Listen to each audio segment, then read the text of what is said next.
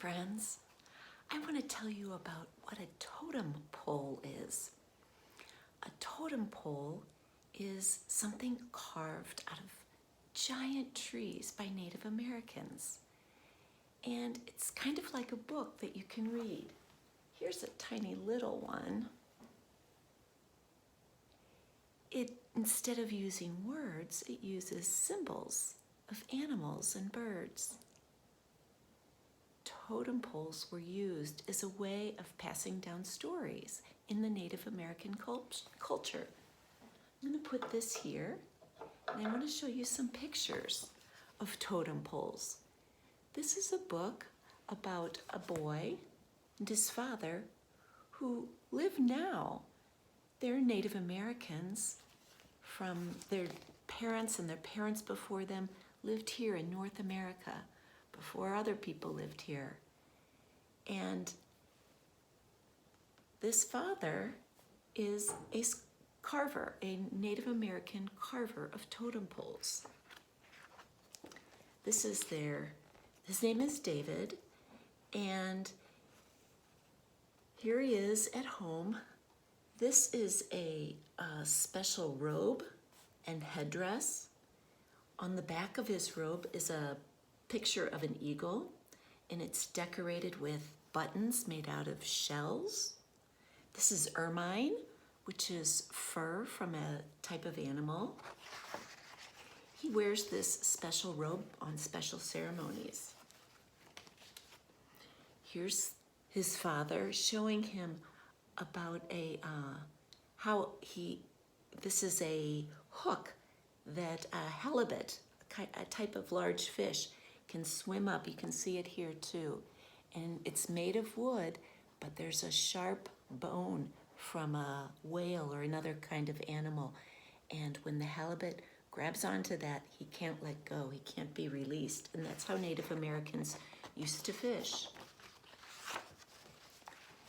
Here's David's father carving that huge totem pole. It looks here like he might be carving a bear. I see large teeth and eyes, and look at those. Do those look like bear paws to you? There he is with David. He's using these tools to do his carving. Takes a long time. It's a lot of hard work. And the kind of tree that he's carving is a cedar tree, which is very common in the northwest of the United States, North America.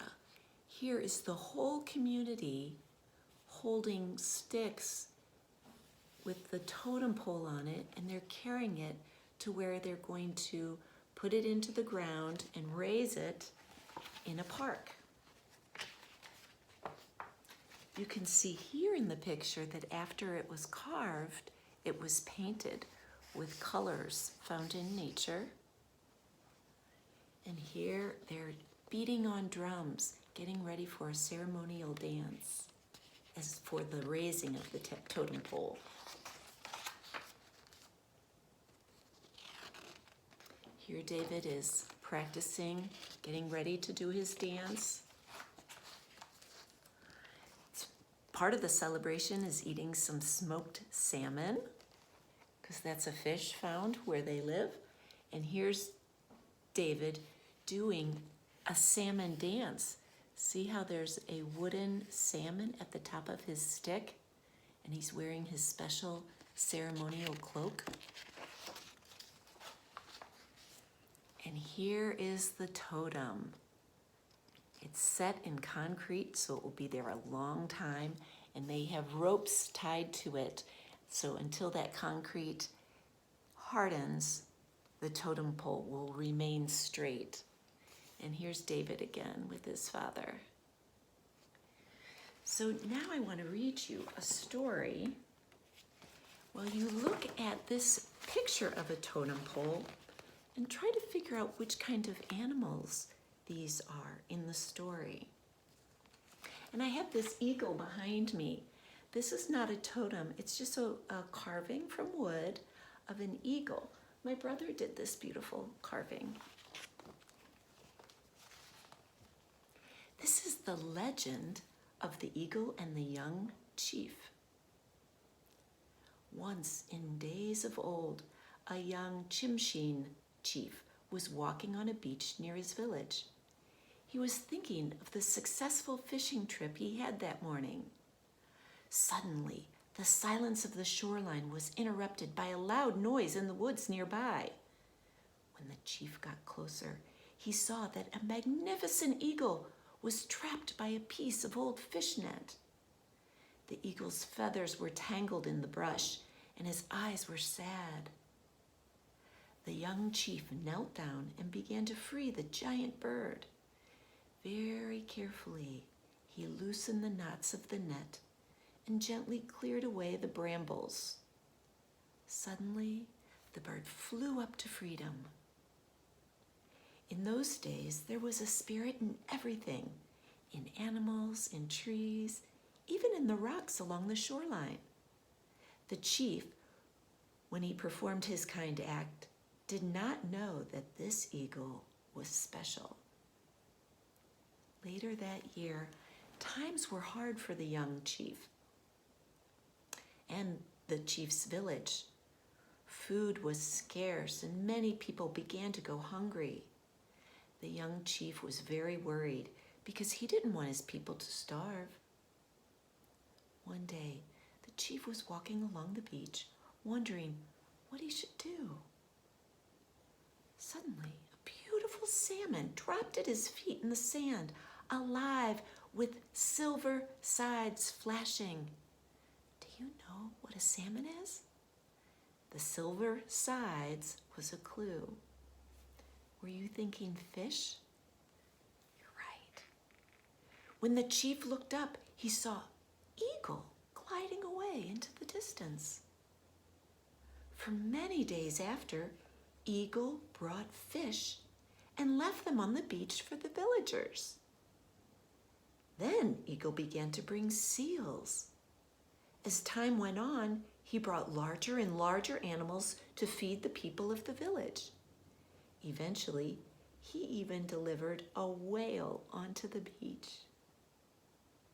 The eagle was a spirit, and nothing was too difficult for him to do because he brought food to the people of the village.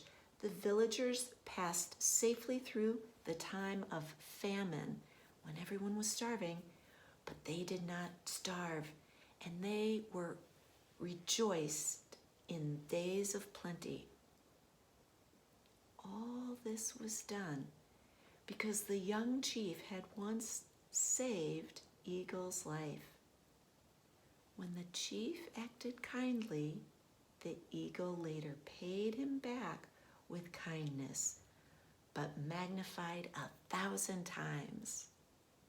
So not only did Eagle pay back Chief for what he did, he paid back Chief for all Chief's village.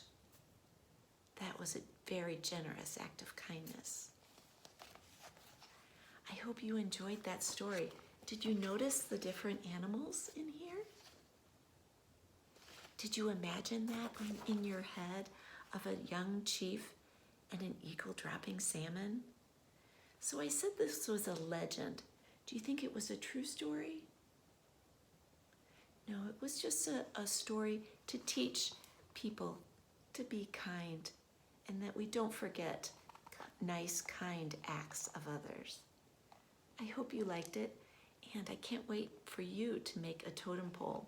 So watch the next video and I'll show you how we're going to